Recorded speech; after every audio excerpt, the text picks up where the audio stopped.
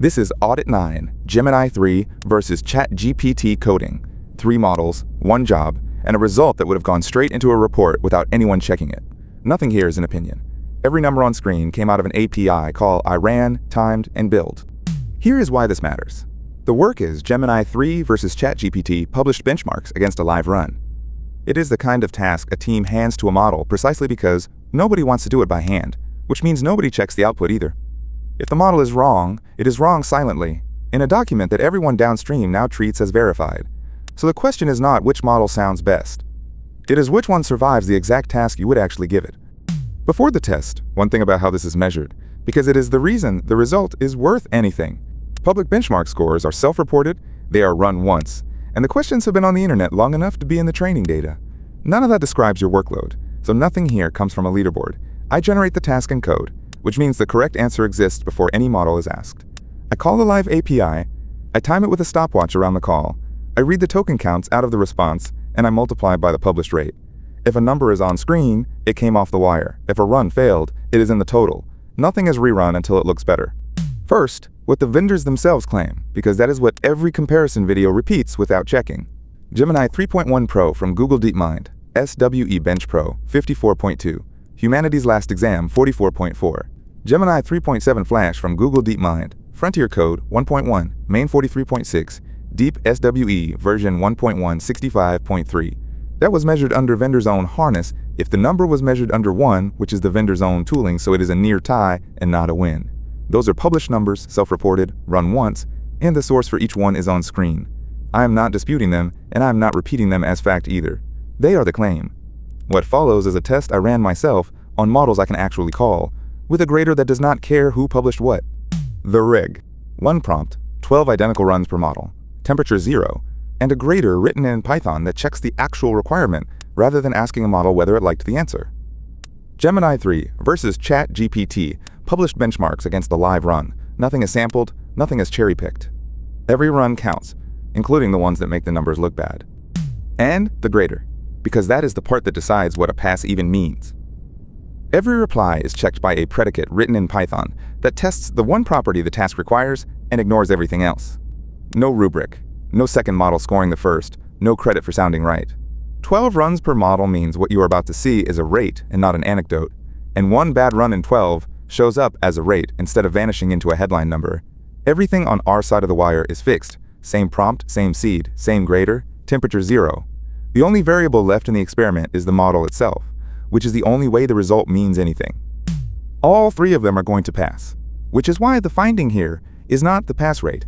It is what the passing run costs, the baseline first. Here's the baseline. GPT-OSS 20B, 12 of 12 passed, averaged 3.4 seconds on credits. Llama 3.37 dB, 12 of 12 passed, averaged 31.6 seconds on credits. 2.5 PRO, 12 of 12 passed, average 8.6 seconds, 10.8 cents for the full set. A single run tells you nothing. Repeat it and the spread appears. Now model by model, because a summary hides which one you would actually have to trust. GPT-OSS 20B, hosted, so there is no per token rate card to compare against. It came back in 3.4 seconds, produced 1,927 output tokens, and billed nothing because it runs on a credit grant. Verdict, pass. Llama 3.37 dB, hosted, so there is no per token rate card to compare against. It came back in 31.6 seconds, produced 84 output tokens, and billed nothing because it runs on a credit grant. Verdict, pass. 2.5 PRO, the middle tier, which is what most teams default to. It came back in 8.6 seconds, produced 11,000 output tokens, and billed 10.8 cents against the published rate card. Verdict, pass. Those lines are the entire commercial case, and they are the lines nobody publishes, because the only way to get them is to run the test yourself and pay for it. Now look at what an average hides. A model that passes 90% of the time is a model that fails 1 request in 10 in production, with no error code and no retry, because as far as the API is concerned, it succeeded. Now a cost line that never appears in a benchmark post. Across this whole test, the models were sent 3,552 input tokens and produced 13,000 output tokens. That is 21% of the traffic going in, not coming back. You are paying, overwhelmingly, for the model to read, and the reading is byte for byte identical every time you ask again, which changes the economics of every fix people recommend. A retry costs full price. Asking a second model to check the first costs full price. Running it 3 times and taking the majority answer costs 3 times full price on every request, forever. The check that does not cost anything is the one that runs in code after the answer arrives, because it reads nothing and it bills nothing. Nothing broke on correctness, so the failure is the clock. Llama 3.370b took 31.6 seconds to produce the same answer GPT-OSS 20b produced in 3.4 seconds. That gap is the whole finding. There is a second failure here that is easier to miss, and it is the one that cost you in production. Speed and correctness are not on the same axis. The fastest run came back in 3.4 seconds, and the slowest took 31.6 seconds. But the slow one is not slow because it is being careful. It is slow because it is generating more tokens, and tokens are what you are billed for. So the expensive path is expensive twice, once on the rate card and once on the clock, and it still has to be checked. And the checking is the step that gets skipped, because every answer in this test, right or wrong, arrived in the same flat, confident, well-formatted tone. Nothing in the output tells you which one to trust. That is the real product risk. Not that the model is wrong sometimes, but that it is wrong in a voice that reads exactly like being right. Now the cost, because this is where the decision actually gets made, and on this lineup it is not billed in dollars. The models running on hosted credits have no per token rate to compare, so the price you pay is latency. GPT-OSS 20b answers in 3.4 seconds. Llama 3.370b takes 31.6 seconds, 9 times longer for the same job. Put that in a request path 10,000 times a month, and the slow model is not a preference, it is a queue. Most teams pick the biggest model to feel safe. As you just saw, size did not buy the correct answer in every round. One more thing, the record shows, and it only shows up because every run was kept, including the boring ones. Every model that cleared the first round cleared the harder one too, which is the outcome you want, and the one you are not entitled to assume.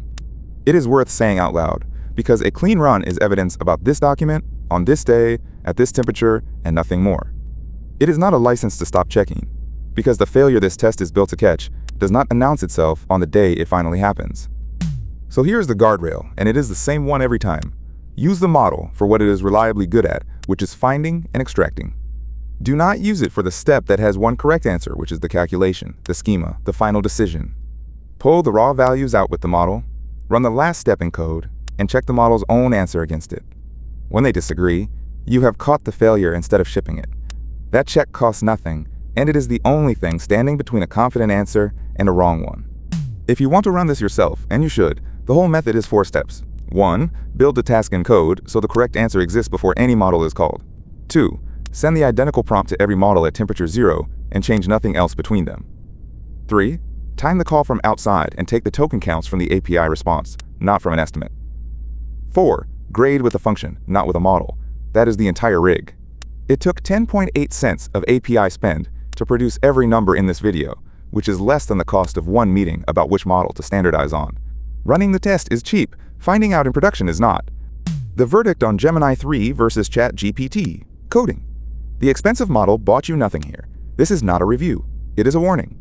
Comment, Audit, and I will send the raw logs, the prompts, and the document so you can run this yourself.